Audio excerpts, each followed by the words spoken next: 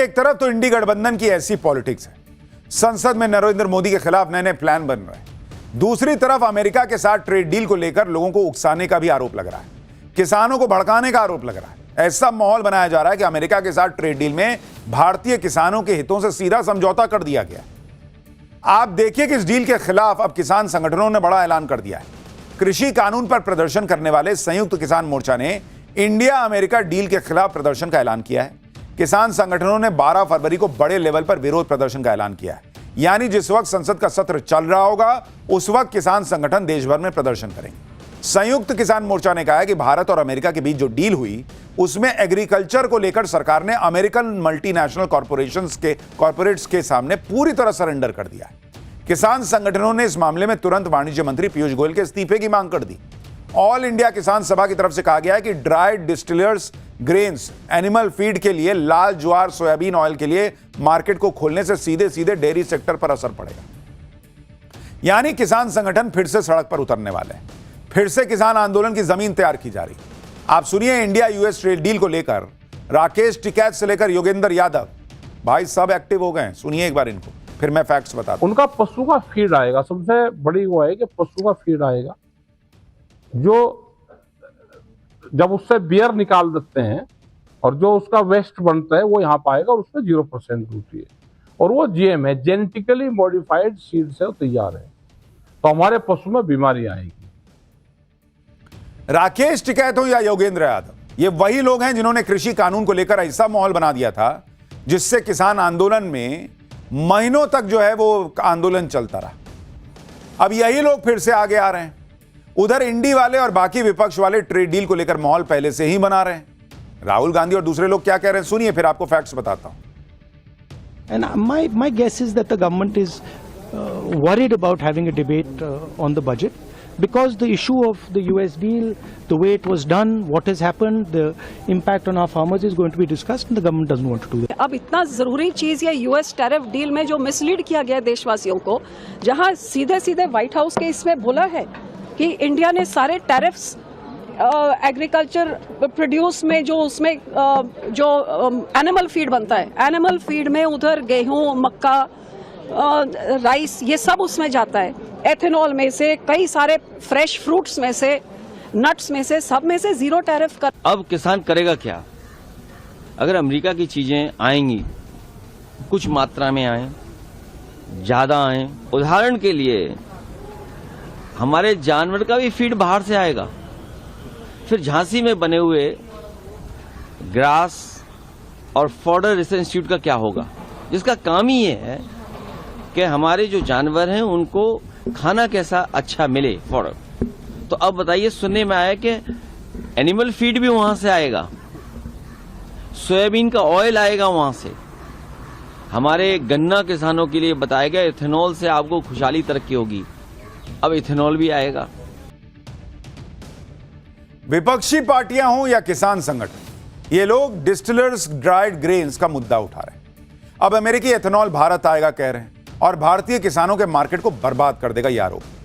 इसी के साथ एनिमल फीड यानी पशुओं को दिए जाने वाले चारे में भी अमेरिका की एंट्री होगी कहा जा रहा है। इससे पशुओं और किसान दोनों का नुकसान होने का आरोप है। लेकिन ट्रेड डील में इसको लेकर क्या कहा गया है आपको वो बताता हूं। सबसे पहले आप एक टर्म को समझिए, DDGS यानी distillers dried grains with soluble. जब मक्के को फर्मेंट किया जाता है तो उससे एथेनॉल निकलता है। एथेनॉल निकलने के बाद मक्के के जो अवशेष बचते हैं वो पशुओं के चारे के लिए इस्तेमाल होते हैं। इसी को DDGS यानी distillers dried grains with soluble कहा जाता है। यह DDGS प्रोटीन का अच्छा सोर्स होता है। अब यह समझिए कि डील क्या हुई है। डील के तहत अमेरिका सालाना 5 लाख टन DDGS भारत भेज सकेगा और इसी पॉइंट को उठाकर माहौल बनाया जा रहा है कि इससे तो किसान बर्बाद हो जाएगा, जबकि यह सच्चाई यह है कि भारत का सालाना DDGS खपत 500 लाख टन है और अमेरिका से मात्र 5 लाख टन सालाना आना है। खपत है 500 लाख टन, आना है मात्र 5 लाख टन।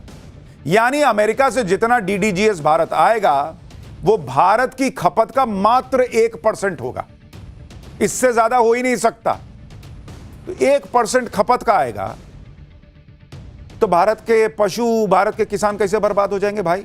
1% से बर्बाद हो जाएंगे। इसका दूसरा मतलब यह है कि ये एंट्री सिर्फ और सिर्फ सिंबॉलिक है, लेकिन माहौल ऐसा बना दिया कि बाप रे बाप, अब नरेंद्र मोदी तो पूरा कृषि सेक्टर अमेरिकी किसानों के लिए खोल दिए। 1% खुला है, बताइए। इसके अलावा यह भी माहौल बनाया जा रहा है कि अमेरिकी जेनेटिकली मॉडिफाइड यानी जीएम क्रॉप्स को भारत में एंट्री मिल जाएगी, जो बड़ा खतरनाक है, इससे पशु मरने लग जाएंगे। जबकि सरकार साफ साफ कह रही है कि जीएम क्रॉप्स को भारत में कोई एंट्री नहीं मिलने वाली। इसी तरह सेब को लेकर कश्मीर में पीडीपी, हिमाचल प्रदेश में कांग्रेस की सरकार सवाल उठा रही है। उसका सच भी आपको बताता हूं। अभी भारत में सालाना करीब 25 से 26 लाख टन सेब की खपत होती है, जिसमें से 20 से 21 लाख टन भारत में ही होता है और करीब 5.5 लाख टन सेब हम बाहर से ऑलरेडी अभी इंपोर्ट करते हैं। अभी भारत में करीब 75 रुपए प्रति किलो से कम दाम का सेब इंपोर्ट हो ही नहीं सकता, क्योंकि सेब पर 50 रुपए का मिनिमम इंपोर्ट प्राइस है और उसके ऊपर 50% यानी 25 रुपए की इंपोर्ट ड्यूटी है। यानी बाहर से जो सेब आएगा वो 75 रुपए से सस्ता मिल ही नहीं सकता। अब सेब को लेकर अमेरिका के साथ डील में क्या कंडीशन है वो भी देख लीजिए। भारत ने अमेरिकी सेब पर मिनिमम इंपोर्ट प्राइस 50 रुपए से पहले तो बढ़ा के 80 रुपया कर दिया है और उसके ऊपर भी 25% का इंपोर्ट ड्यूटी ठोक दिया। यानी भारत में अमेरिका से आने वाला सेब 100 रुपए किलो से कम में बिक ही नहीं सकता। यानी डील से पहले भारत में इंपोर्ट होने वाले सभी देशों के सेब की न्यूनतम मूल्य 75 रुपए होती थी, उसको अमेरिका से डील के बाद बढ़ाकर 100 रुपया कर दिया। तो कैसे कंप्रोमाइज हो गया बॉस? और 100 रुपया तो अभी आपका उसमें जब आप ट्रांसपोर्टेशन वगैरह जोड़ेंगे तो और बढ़ जाएगा ये। अब जाहिर सी बात है कि बढ़े हुए दाम वाला प्रोडक्ट मार्केट को कैसे बर्बाद कर सकता है। ईयू से यानी यूरोपियन यूनियन से भी जो डील हुई है उसमें भारत ने सेब का मिनिमम इंपोर्ट प्राइस 80 रुपए रखा है और यह भी कैप लगा दिया है कि 50,000 टन सालाना इंपोर्ट है, उससे ज्यादा तुम नहीं बेच सकते। बताइए कैसे किसान सेब का बर्बाद हो जाएगा बॉस? इसीलिए मैं कह रहा हूं कि डील में क्या है और बाहर भ्रम और झूठ फैलाया क्या जा रहा है, आपको पता होना चाहिए। और यही बात मोदी सरकार भी कर रही है कि जो हमारी मुख्य सब्जियां हैं, फल हैं, डेयरी प्रोडक्ट हैं, उन सबको हम उठा के डील से पहले ही बाहर कर दिए। और मैंने पाठशाला में आपको पहले भी बताया था कि भाई दुनिया के बाकी चीजें, बाकी देशों से कई ऐसी कृषि की चीजें जो ऑलरेडी हमारे यहां आती हैं, इस डील के पहले से आ रही हैं, कांग्रेस के जमाने में भी आती थी। दिखाया ऐसा जा रहा कि बाप रे बाप, पहली बार बाहर से कुछ आने जा रहा है।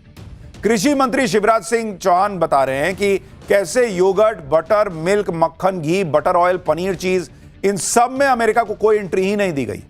कृषि और डेयरी उत्पादों के अलावा भारत के जो मसाले हैं उनको भी प्रोटेक्ट किया गया है।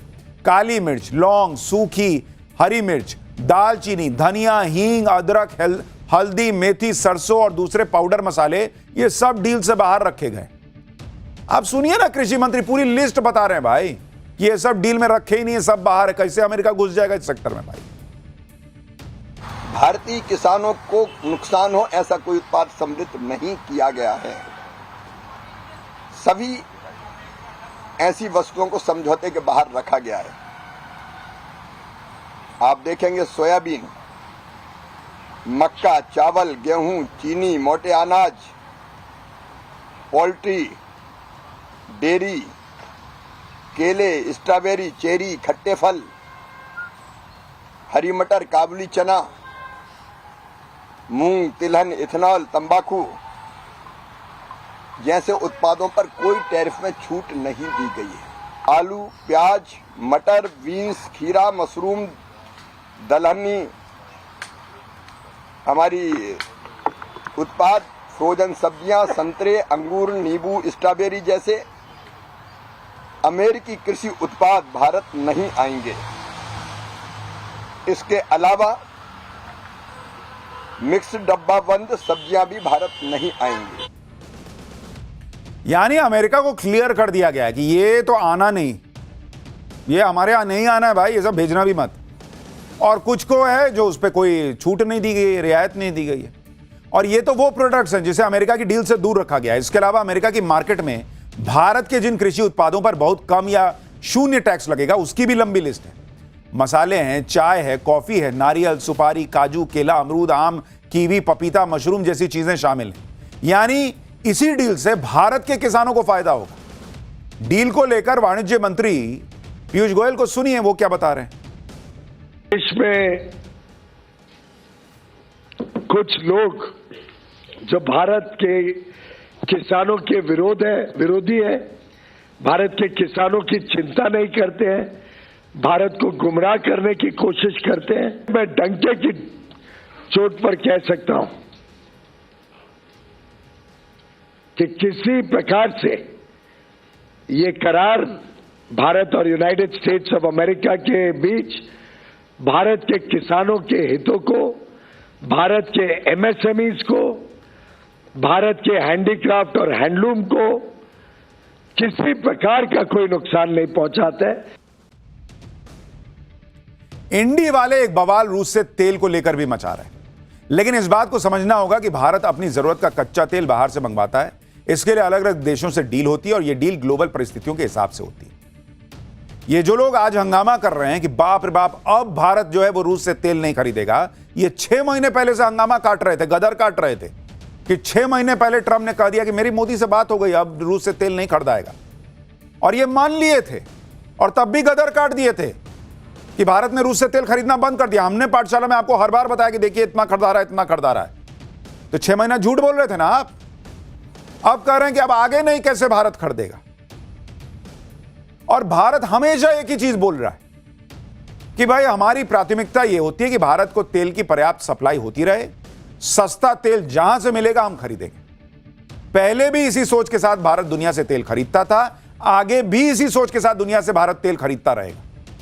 सबसे बड़ी बात, नेशनल इंटरेस्ट, भारत का हित है। यह भारत आज भी ताल ठोक के कह रहा है। भारत के हिसाब से, हित के हिसाब से जो सही लगेगा भारत वो करेगा। सुनिए विदेश मंत्रालय क्या कह रहा है। Firmly and confidently say that whether it is the government or indeed our business, at the end of the day, national interest will be the guiding factor for us in our choices. Thank you. यानी भारत का हिसाब clear है। अगर हमको रूस से भी सस्ता तेल कहीं से मिलेगा तो हम वहां से भी लेंगे। अगर गारंटीड रहेगी कि वहां से मिलता रहेगा और रेट जो है वो बहुत फ्लक्चुएट नहीं करेगा तो वहां से लेंगे। कई प्राइवेट कंपनियों ने रूस से तेल लेना कम किया, लेकिन सरकारी कंपनियां तो अभी भी पिछले महीने भी ले रही थी। अब आगे क्या हिसाब बनेगा उसमें नेशनल इंटरेस्ट के हिसाब से होगा। लेकिन पहले 6 महीना झूठ बोले कि भारत ने तो खरीदना बंद कर दिया, अब कह रहे हैं आगे नहीं खरीदेगा। लेकिन भाई फैक्ट बोले। इस तरह की बातें करने से क्रेडिबिलिटी गिर जाती है विपक्ष की, पर वो समझे तब तो।